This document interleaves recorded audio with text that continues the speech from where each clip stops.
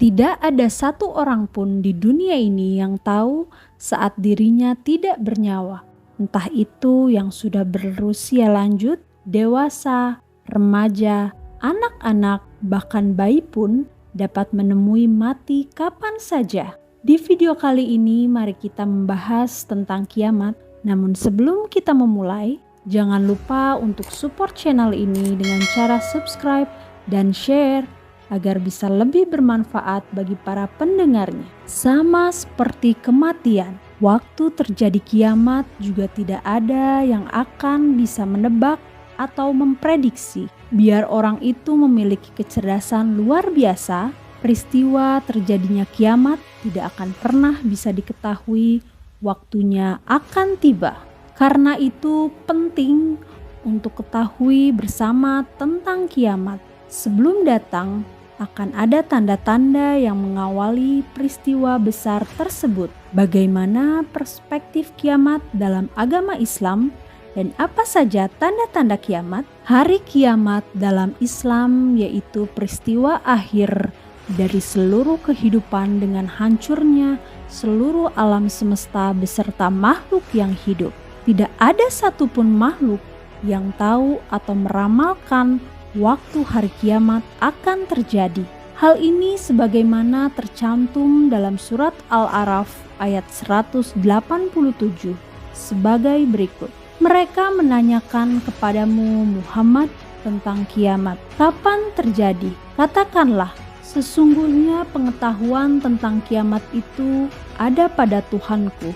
Tidak ada seorang pun yang dapat menjelaskan waktu terjadinya selain Dia. Kiamat itu sangat berat huru-haranya bagi makhluk yang di langit dan di bumi.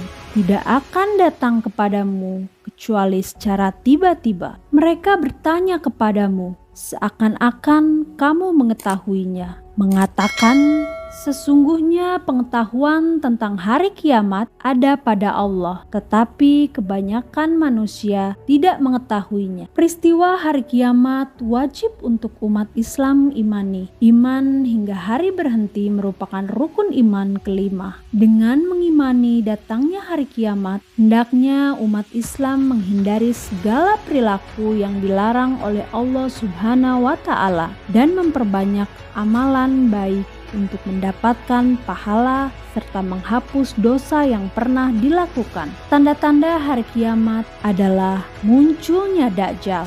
Datangnya Dajjal merupakan tanda-tanda kiamat sudah sangat dekat. Dajjal merupakan makhluk Allah yang memiliki ciri-ciri tubuh yaitu berambut keriting dan hanya melihat dengan satu mata di sebelah kiri. Karena mata kanannya buta, pada bagian dahi tertulis kata kafir.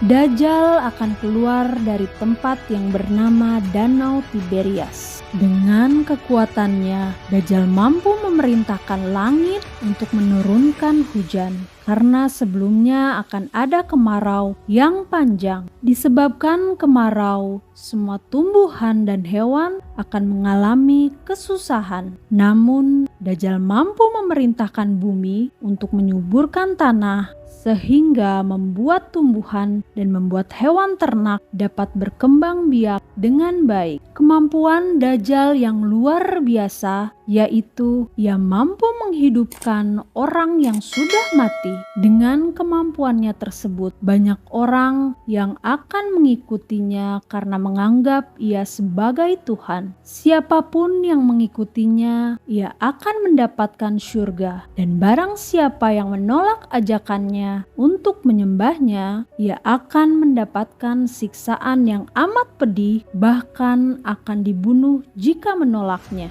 Jujur, yang dijanjikan oleh Dajjal berupa surga merupakan neraka milik Allah, dan orang-orang yang berpendirian teguh dan hanya menyembah Allah sebagai Tuhan akan selamat dari neraka Allah, karena Dajjal akan berkuasa kurang lebih selama 40 hari di bumi. Sebagaimana yang tertera dalam hadis Nabi Muhammad SAW yang diriwayatkan oleh Ibnu Majah, 40 hari tetapi sehari bisa jadi 1 tahun, bisa jadi 1 bulan, bisa jadi 1 minggu. Sementara hari-hari lain akan sama dengan apa yang kalian rasakan sekarang. Ciri-ciri selanjutnya adalah kemunculan Imam Mahdi. Tanda-tanda kiamat yang kedua yaitu munculnya Imam Mahdi. Namun Imam Mahdi bukanlah nama, melainkan sebagai julukan yang diberikan untuk seseorang yang diutus oleh Allah. Imam dalam bahasa Arab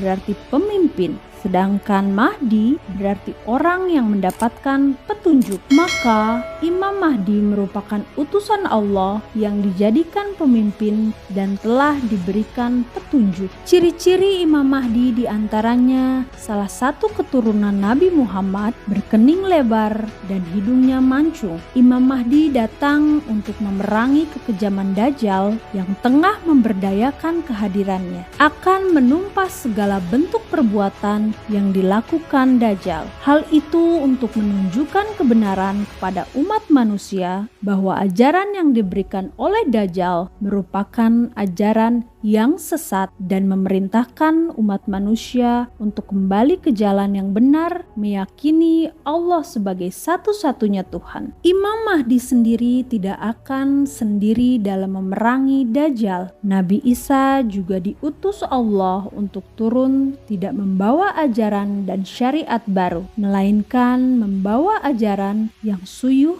diberikan sebelumnya, yaitu iman kepada Allah. Turunnya Nabi Isa telah dijelaskan dalam Al-Quran surat Al-Imran ayat 55. Allah berfirman, "Hai Isa, aku akan mewafatkan dan mengangkatmu kembali padaku, menyucikanmu dari orang-orang kafir dan menjadikan orang-orang yang mengikutimu atas orang yang kafir sampai tiba-tiba kepadaku kamu kembali dan aku beri keputusan tentang yang diperselisihkan olehmu." Nabi Isa memiliki ciri-ciri, yaitu badannya tidak terlalu tinggi dan tidak juga pendek, rambutnya keriting dan panjang terurai sampai pundak, dadanya bidang dan memiliki kulit yang kemerah-merahan. Menara putih di sebelah timur kota Suriah diyakini menjadi tempat turunnya Nabi Isa ke bumi. Turunnya Nabi Isa sebagai tanda-tanda kiamat, yaitu bersama Imam Mahdi untuk melawan Dajjal dan meruntuhkan kekuasaannya selama beberapa waktu di bumi. Pertempuran Nabi Isa dan Imam Mahdi untuk menumpas Dajjal berakhir dengan terbunuhnya Dajjal akibat dadanya tertombak oleh Nabi Isa di depan pintu Lut kompleks Masjidil Aqsa. Tanda-tanda kiamat kubro selanjutnya yaitu keluarnya Yakjud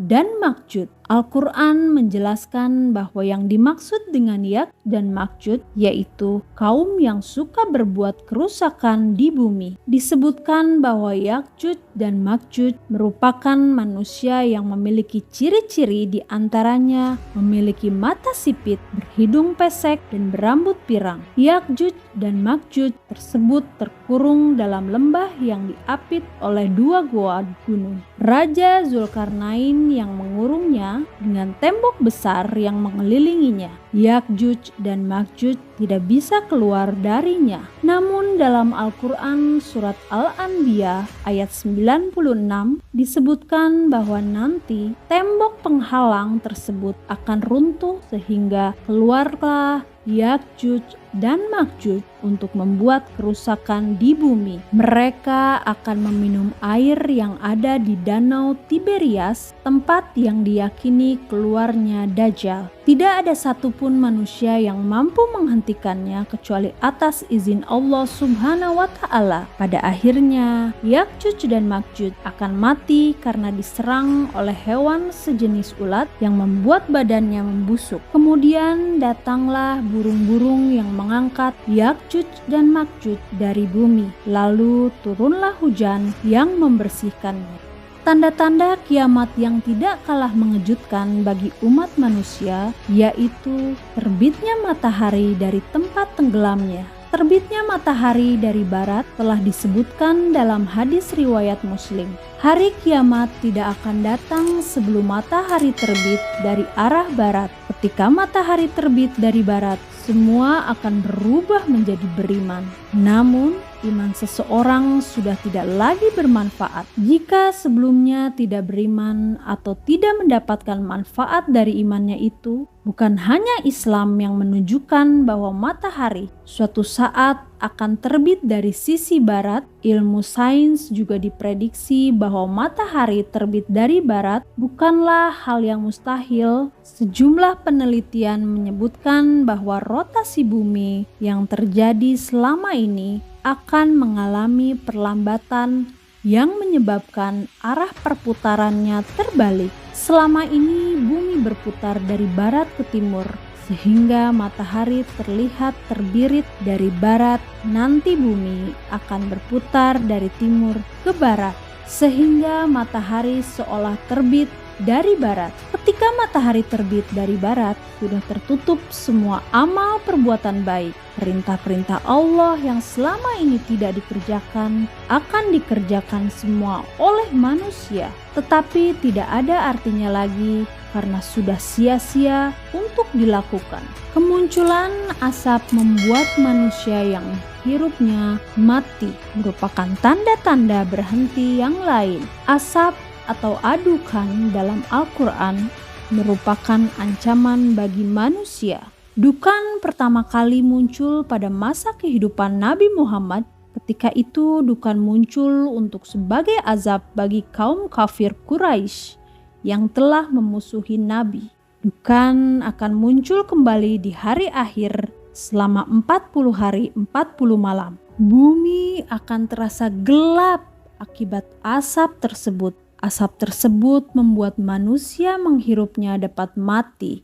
Namun bagi umat manusia yang beriman, asap ini hanya akan menimbulkan efek seperti orang terkena flu. Sebaliknya, pada orang yang berdosa akan mengakibatkan panas seperti membakar kulit. Waktu terjadinya hari kiamat, menurut Islam, menyiratkan perihal kiamat dalam 7 pembahasan yang berbeda. Pembahasan itu berada dalam sejumlah surat yang juga berbeda. Berikut ayat-ayat Al-Quran yang membahas tentang terjadinya kiamat.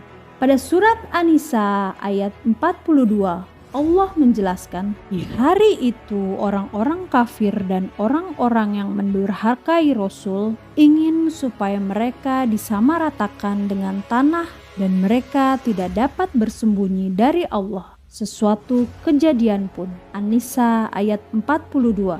Di surah Al-A'raf ayat 187, Allah menegaskan bahwa pengetahuan tentang hari kiamat hanya dimiliki oleh Tuhan. Mereka menanyakan kepadamu tentang hari akhir. Kapankah terjadinya? Katakanlah, sesungguhnya pengetahuan tentang itu ada pada sisi Tuhanku. Tidak seorang pun yang dapat menjelaskan waktu kedatangannya selain Dia. Kiamat itu sangat berat bagi yang di langit dan di bumi. Kiamat itu tidak akan datang kepadamu, melainkan dengan tiba-tiba. Mereka bertanya kepadamu seakan-akan publik benar-benar mengetahuinya. Mengatakan sebenar-benarnya pengetahuan tentang hari kiamat itu adalah di sisi Tuhan, tetapi kebanyakan manusia tidak mengetahui. Al-A'raf 187. Selanjutnya, kiamat sugro merupakan berakhirnya sebagian kehidupan yang ada di dunia. Kiamat ini biasanya disebut sebagai kiamat kecil. Sejatinya kiamat sugro ialah bencana alam hingga kematian yang menimpa seseorang. Rasulullah Shallallahu Alaihi Wasallam pernah bersabda dalam hadisnya mengenai berhenti sugro yang berbunyi, jika salah seorang dari kalian meninggal dunia, kursinya diperlihatkan kepadanya pada saat pagi sore hari. Jika ia termasuk ahli surga, ia akan melihat gelas gambaran dirinya sebagai ahli surga. Dikatakan kepadanya, ini kursimu hingga Allah membangkitkanmu pada hari kiamat. Hadis Al-Bukhari. Namun pada akhir dunia, kiamat kubro merupakan kehancuran seluruh alam semesta beserta makhluk yang ada. Kiamat kubro ditandai dengan ditiupnya sangkakala oleh malaikat Israfil. Rasulullah Shallallahu Alaihi Wasallam telah bersabda dalam hadisnya bahwa kiamat kubro terjadi pada Jumat, sebaik-baiknya matahari terbit, yaitu hari Jumat. Pada Jumat diciptakan, pada hari itu dia dimasukkan ke surga, dan pada hari Jumat itu juga dia dikeluarkan dari surga. Hari kiamat tidaklah terjadi kecuali pada hari Jumat. Demikianlah sepenggal kisah tentang hari kiamat. Semoga menjadi pengingat bagi kita semua untuk meningkatkan ketakwaan kepada Allah Subhanahu wa Ta'ala.